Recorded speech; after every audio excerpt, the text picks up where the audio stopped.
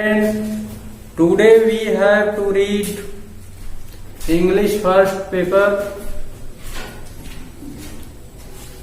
और आज जो है अंग्रेजी प्रथम प्रश्न पत्र के अंतर्गत आप लोग इंग्लिश प्रोज का पहला चैप्टर पढ़ेंगे।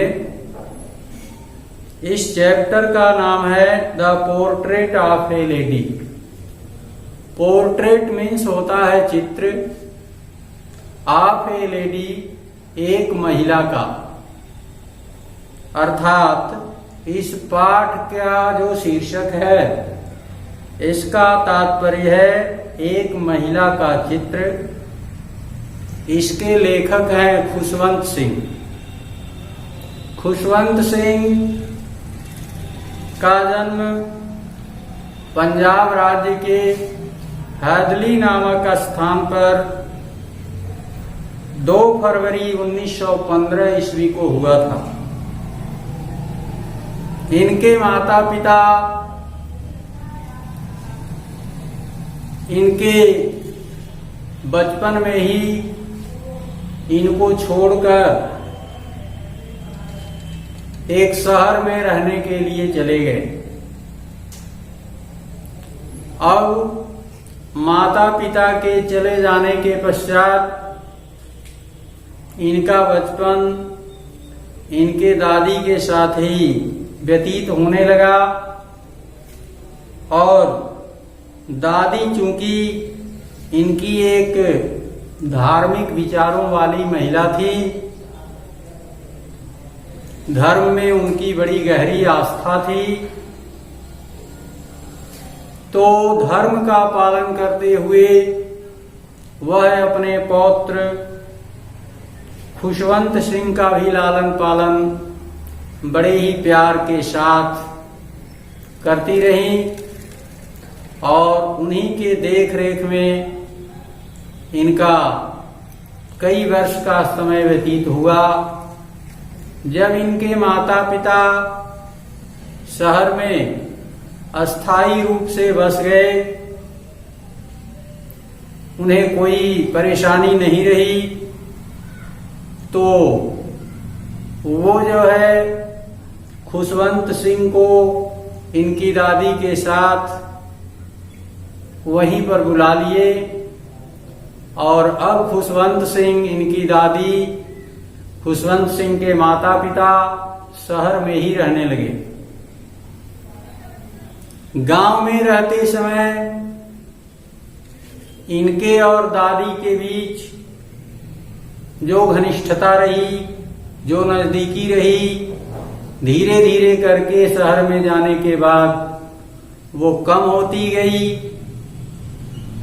कुछ समय बाद इन्हें उच्च शिक्षा ग्रहण करने के लिए विदेश जाने की नौबत आई।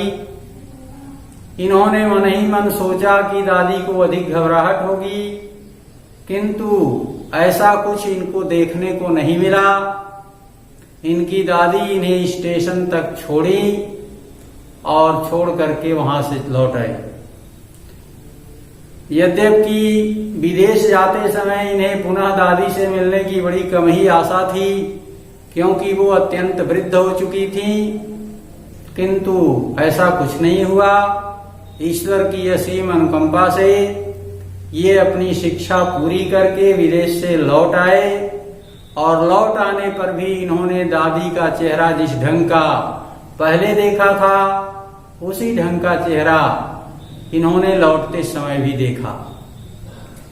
तो प्रिय छात्रों, इसी बारे में जो है आप लोगों को इस पाठ में जानकारी दी जा रही है। आप लोग इसको ध्यान से सुने। अबाउट द ऑथर, लेखक के बारे में। Khushwant Singh himself is the narrator.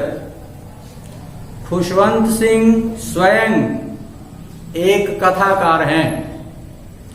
He was born in Hadali, Punjab on 2 February 1915। वह 2 फरवरी 1915 ईस्वी को पंजाब के हादली नामक स्थान पर पैदा हुए थे। His parents left him with his grandmother when they went to live in the city. इनके माता पिता शहर में बसने के लिए जाते समय इनको इनकी दादी के पास छोड़ दिए थे। He was a renowned author. वह एक प्रसिद्ध लेखक थे। He was a great journalist, politician and lawyer. वह एक महान पत्रकार, राजनेता और वकील थे। He began his writings in 1956 when he wrote the novel Train to Pakistan. उन्होंने सन 1956 ईस्वी में लिखना आरंभ किया जब उन्होंने ट्रेन टू पाकिस्तान नाम से एक उपन्यास लिखा। He left this world for heaven on 20 March 2014. वह 20 मार्च सन 2014 ईस्वी को स्वर्ग की यात्रा पर इस संसार से प्रस्थान कर दिए। About the lesson, इस पाठ के बारे में आप लोग सुने।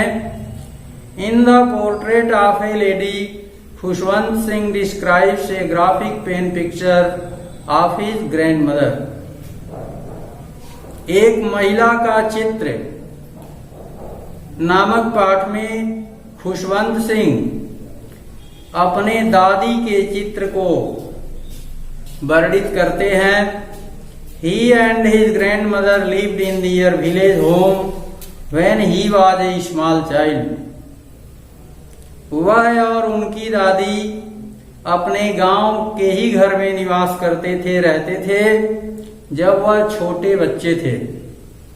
She was a religious lady. वह एक धार्मिक महिला थी। She always would move her lips in a silent prayer.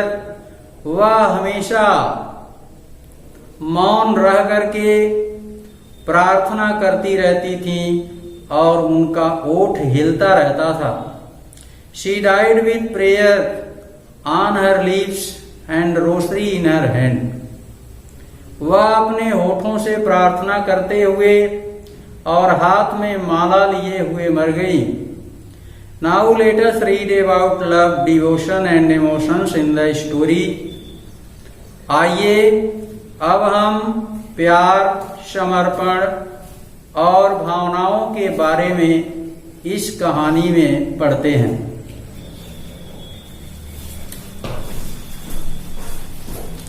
My grandmother, like everybody's grandmother, was an old woman.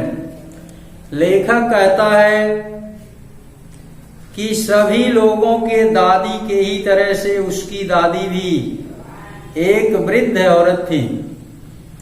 She had been old and wrinkled for the 20 years that I had known. वह 20 वर्ष से बूढ़ी हो चुकी थी। उनके चेहरे पर झुर्रियां पड़ी हुई थीं जब से वह उनको जानता था। People said that she had once been young and pretty and had even had a husband. लोग कहते थे कि वह भी कभी नौजवान थी, सुंदर थी और उनके भी पति थे। But that was hard to believe. किंतु इस बात पर विश्वास करना कठिन था। My grandfather's portrait hung above the mantelpiece in the drawing room. कह रहे हैं कि उनके दादाजी का चित्र अंगीठी के ऊपर बैठक कक्ष में लटका हुआ था। He wore a big turban and loose fitting cloths. वह सिर पर एक बड़ी पगड़ी बांधते थे और शरीर में ढीले वस्त्र पहनते थे। His long white beard covered the best part of his chest.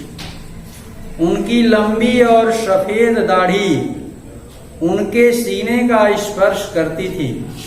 And he looked at least 100 years old. और वह देखने में 100 वर्ष के लगते थे, कम से कम 100 वर्ष के लगते थे। He did not look the sort of person who would have a wife or children. उन्हें देखने से ऐसा नहीं लगता था कि उनकी भी पत्नी थी और उनके बच्चे थे। He looked as if he could only have lots and lots of grandchildren. उन्हें देखने से ऐसा लगता था कि उनके बहुत से पोते और पोतियां थीं। As for my grandmother being young and pretty, the thought was almost revolting. लेखक कहता है, जहां तक उसके दादी के जवान तथा सुंदर होने की बात है, वह घृणात्मक विचार की थी। She often told us of the games she used to play as a child. वह प्रायः अपने बचपन के खेल के बारे में उन्हें बताया करती थी। That seemed quite absurd and undignified on her part, and we treated it like the fables of the prophets she used to tell.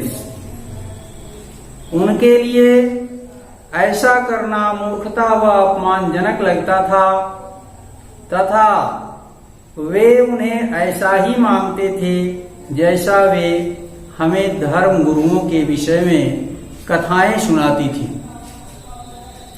She had always been short and fat and slightly bent. लेखक कहता है कि वो हमेशा से नाटे कद की, मोटी तथा थोड़ी सी झुकी हुई थी। Her face was a crisscross of wrinkles running from everywhere to everywhere. उनके चेहरे पर झुर्रियां पड़ी हुई थीं, जो एक दूसरे को काटती हुई कहीं से कहीं भी जाती थीं। No, we were certain she had always been as we had known her.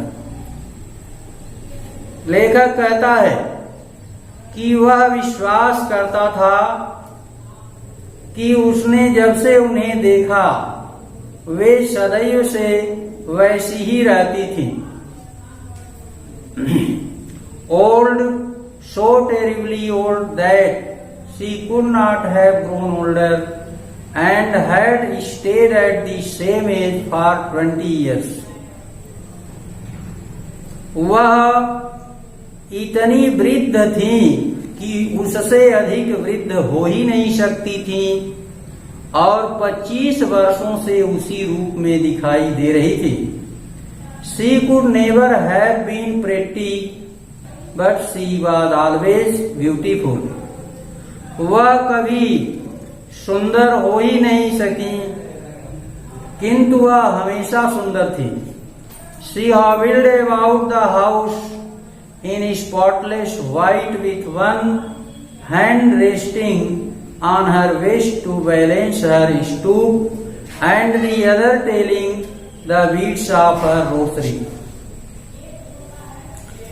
वे घर में बेदाग सब सफेद कपड़े पहनकर लंगड़ाते हुए चलती थीं तथा अपने कुवड़ का संतुलन बनाए रखने के लिए वे अपना एक हाथ अपने कमर पर रखती थीं तथा दूसरे हाथ से माला फेरती रहती थीं। Her silver locks were scattered untidily over her pale, puckered face, and her lips constantly moved in audible prayer. उनके चांदी जैसे बाल उनके पीले झुर्रियों वाले चेहरे पर बेढंग तरीके से फैले रहते थे व उनके ओठ निरंतर प्रार्थना के दौरान हिलते रहते थे। Yes, she was beautiful. जी हाँ, वह सुंदर थी। She was like the winter landscape in the mountains, an expanse of pure white serenity, breathing peace and contentment. वे शीतकाल की पहाड़ी भूदृश्य के समान थीं। स्वच्छ सफेद शांत फैला हुआ क्षेत्र जहां शांति तथा संतोष का वातावरण था। My grandmother and I were good friends. लेखक कहता है कि वह और उसकी दादी घनिष्ठ मित्र थे। My parents left me with her when they went to live in the city. उनके माता पिता उन्हें अपनी दादी के पास छोड़ गए जब वे नगर में रहने के लिए जाने लगे। And we were constantly together, और वे निरंतर एक साथ ही रहते थे।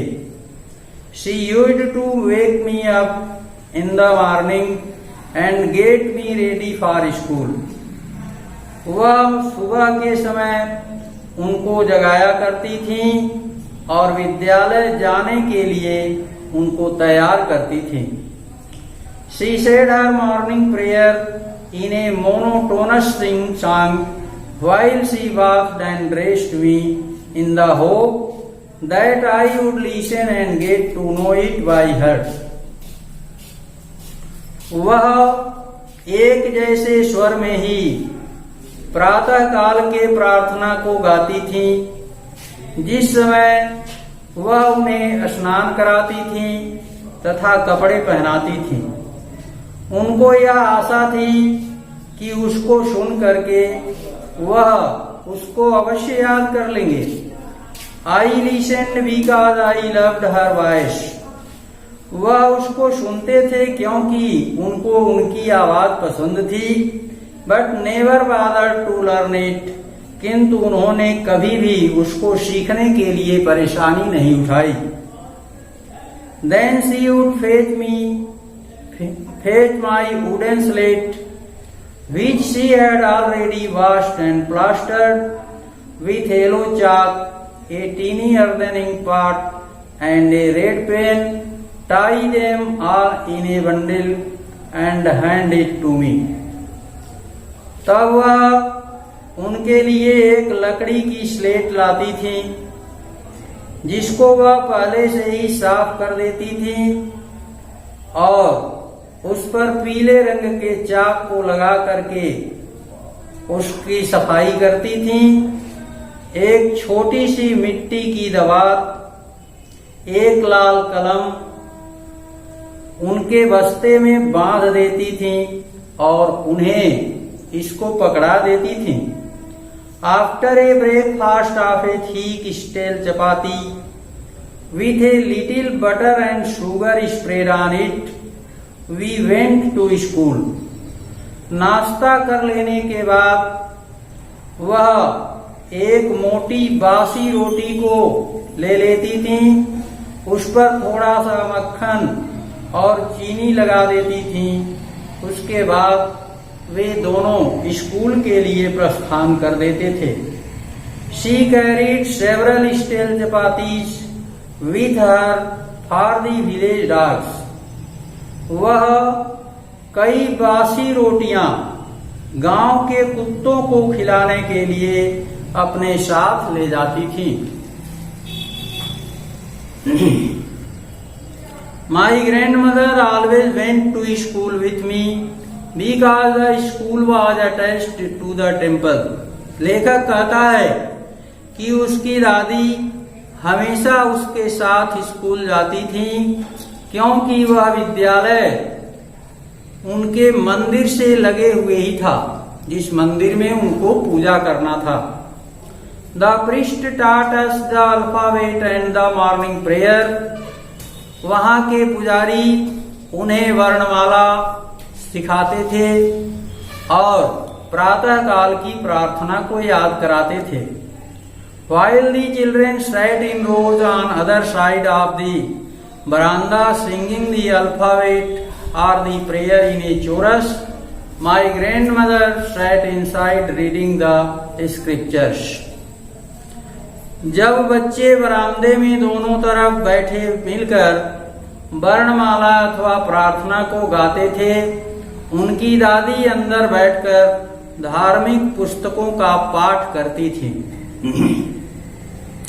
When we had both finished, we would walk back together.